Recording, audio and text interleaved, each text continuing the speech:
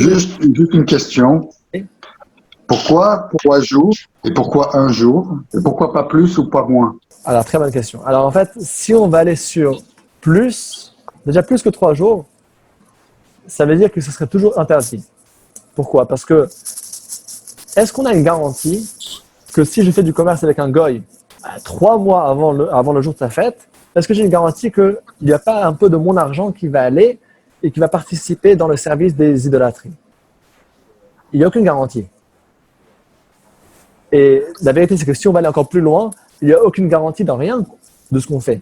C'est possible que je suis en train de faire du commerce avec un non-juif qui ne sert pas des idoles, mais après, grâce à ça, que je lui ai donné l'argent, il a 1000 francs en plus, et avec cet argent-là, il pourrait aller et le réinvestir. Et finalement, le monde entier, c'est une chaîne. Chaque chose qu'on fait.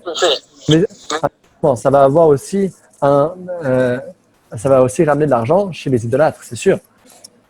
Alors, voilà ici la ligne. La ligne a dit qu'on n'a pas le droit d'avoir une participation directe dans les idolâtries. Parce qu'une indirecte, tout ce qui se passe dans le monde est lié, finalement.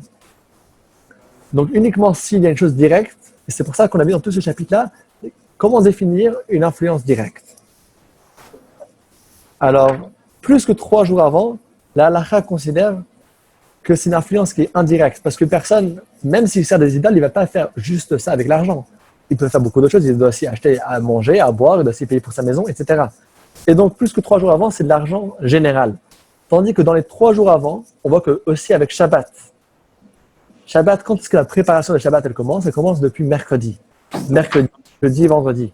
Donc, on voit que la halakha considère que 3 jours avant quelque chose, une personne il est en train de se préparer pour ça. Et c'est pareil, la même chose qu'il y a pour la préparation pour Shabbat. Il y a l'Ehavdil, les 3 jours avant une fête d'un non-juif, il est déjà perturbé. Mais comment est-ce que je vais avoir les meilleures fleurs et la meilleure viande, etc.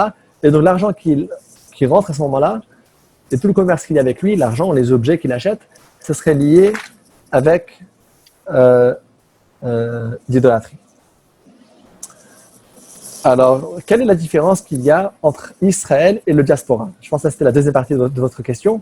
Pourquoi est-ce qu'en Israël, c'est 3 jours, alors que le diaspora, on a dit que c'est uniquement le jour même? Alors, les Mefarshim, ils disent que de cela. Il y a un commentaire qui donne la réponse la plus simple. C'est le commentaire Melo Haroim.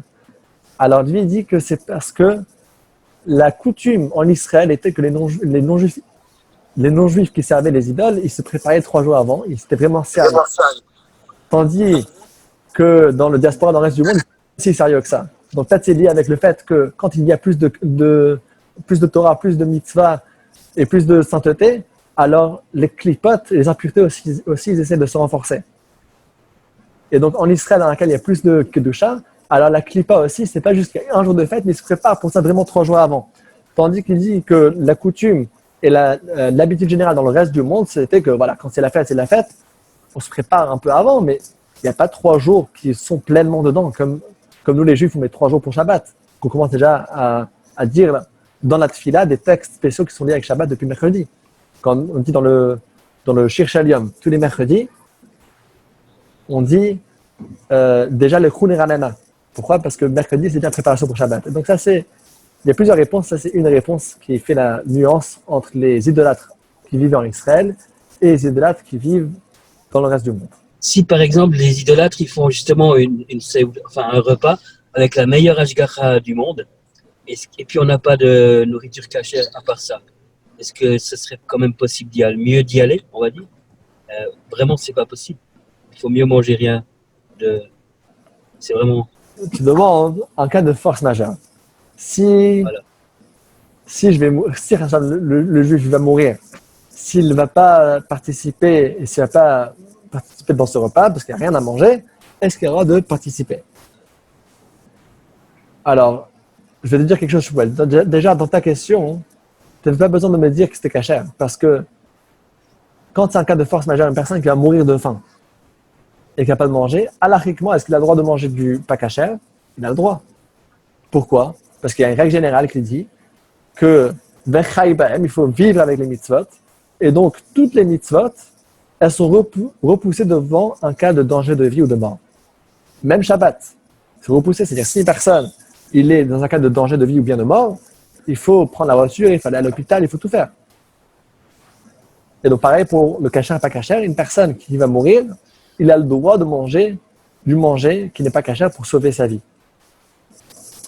Il y a uniquement 3 mitzvot dans la Torah qui sont Yehareg V'Aliavant. Il faut être prêt de sacrifier sa vie et surtout pas ne transgresser cette chose-là. Donc, parmi les 3, il y a le service des idoles, donc l'idolâtrie, l'adultère et de ne pas tuer. Alors, si une personne va venir, va te forcer de tuer, ou bien je te tue, alors ça nous donne permission de tuer parce que c'est pour sauver sa vie? Non. Une personne va essayer de nous forcer à avoir des relations qui ne sont pas permises, ou bien je te tue, là aussi. Ce n'est pas une raison de le faire parce que ça fait partie des 3 mitzvot dans lesquels il faut sacrifier sa vie. L'idolâtrie aussi. Par contre, il y a une discussion à quel degré est-ce que l'idolâtrie est considérée comme une chose qu'il faut sacrifier sa vie. Si c'est servir l'idole elle-même, ça veut dire je vais me prosterner dans l'idole, je vais ramener un sacrifice, une bête. Ça, il n'y a aucune question selon tout le monde, selon tous les poskim. Il faut donner sa vie, même si on va perdre sa vie pour ne pas ramener un certain sacrifice pour l'idole, il faut sacrifier sa vie pour ne pas servir l'idolâtrie. Maintenant, la question qui se pose, c'est les différentes choses qui ne sont pas l'idolâtrie elle-même.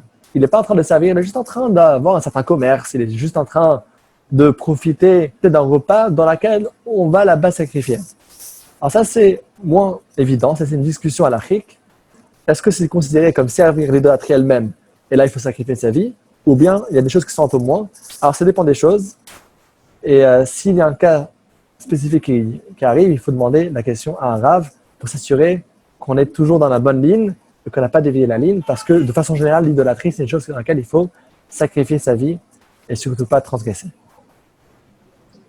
Juste encore une question, parce que j'ai un truc que j'ai pas compris. Tu as dit, si quelqu'un nous force à tuer quelqu'un, ou il nous tue, on doit tuer l'autre? Non, le contraire. Ouais.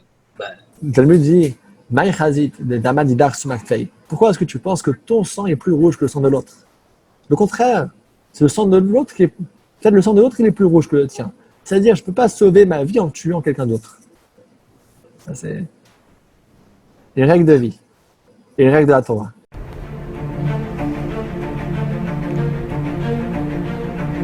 Et si connaître toute la Torah était possible, plongez-vous dans les joyaux de la Torah. Étude du Rambam, le Maïmonide, cours de qualité par des rabbins francophones aux 4 coins du globe. Un chapitre chaque jour, à raison de 20 minutes, pour finir en moins de 3 ans d'apprentissage de la Torah.